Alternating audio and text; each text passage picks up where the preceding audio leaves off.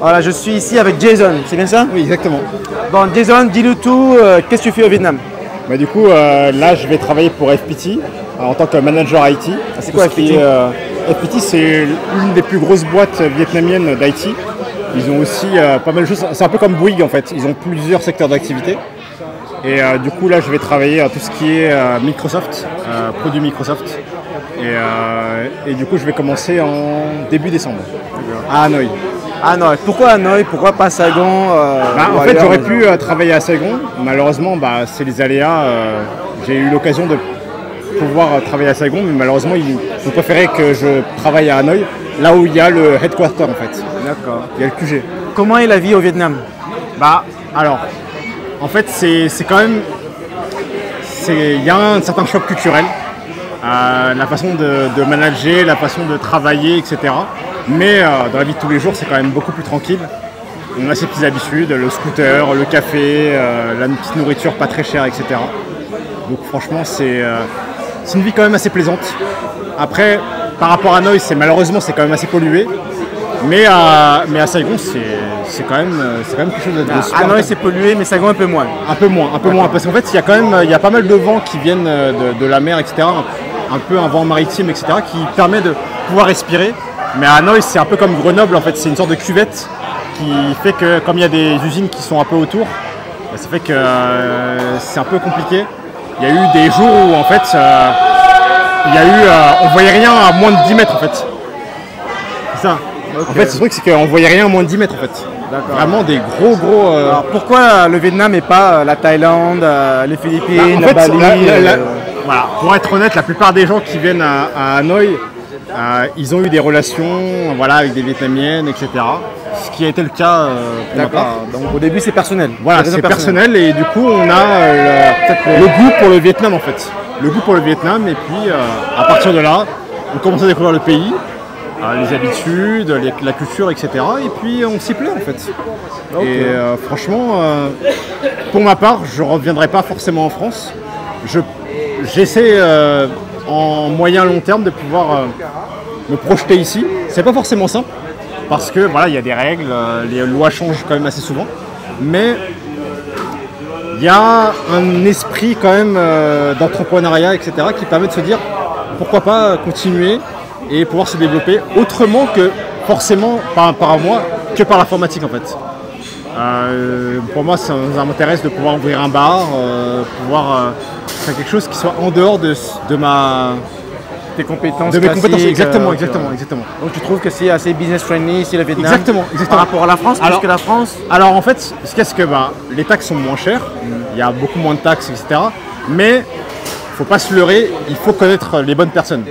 Parce que pour un étranger, c'est pas forcément simple de connaître les lois, de connaître les habitudes. Pour un Vietnamien, c'est beaucoup plus simple. Il va pouvoir passer tous les tests, etc.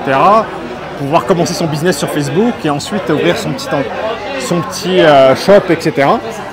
Et pour un étranger, c'est beaucoup plus compliqué. Mais si on est marié, par exemple, avec une Vietnamienne, c'est beaucoup plus simple. D'un point de vue du visa. Tu vas travailler avec une Vietnamienne ou pas? Je touche du bois. Là, il n'y en a pas ici, mais oui, je touche du bois. Il y en a, là, regarde, là, il y en a qui sont assises. Voilà. Là, il faut leur parler. Exactement. mais voilà. Une fois qu'on suit les règles, et après, tout est beaucoup plus simple. Il y a beaucoup d'histoires de Français qui ont réussi au Vietnam parce que, en fait, ils ont réussi, grâce notamment à leurs femmes, à pouvoir ouvrir comme en Thaïlande, comme voilà, pas mal de pays en Asie. Exactement. Et c'est là où en fait le cœur de si on n'a pas ça, si on fait ça en tant que célibataire en disant voilà je veux faire ça, etc. Là par contre c'est beaucoup plus compliqué. Il faut vraiment se mettre ça dans la tête parce que c'est pas forcément. En plus, ce qu'il y a, c'est que le Vietnam a quand même resserré la vis après Covid. Par rapport aux gens qui étaient venus c'est pas open bar quoi, tu viens pas au Vietnam comme tu viens en France.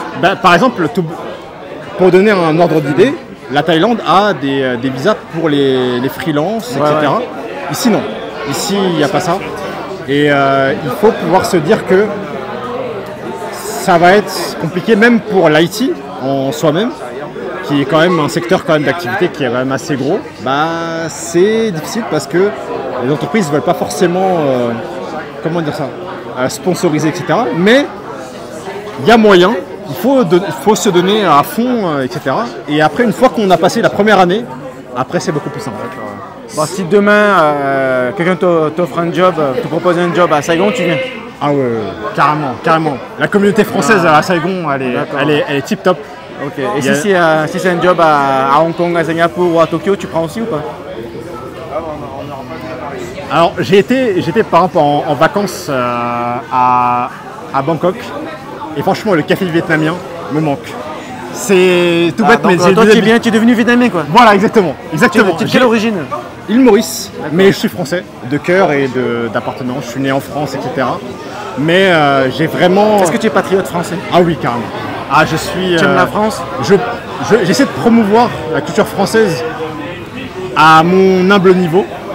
J'essaie vraiment de promouvoir la culture française. C'est pas forcément simple, parce que malheureusement, il y a... Avec les JO par exemple, j'ai des collègues vietnamiens qui sont quand même... Ils disaient ouais quand même la scène, etc. Très marrant, etc.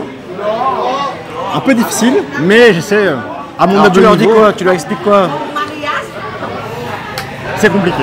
C'est compliqué, mais voilà, j'essaie à mon humble niveau de pouvoir promouvoir la culture française de par la littérature, la gastronomie, la boisson.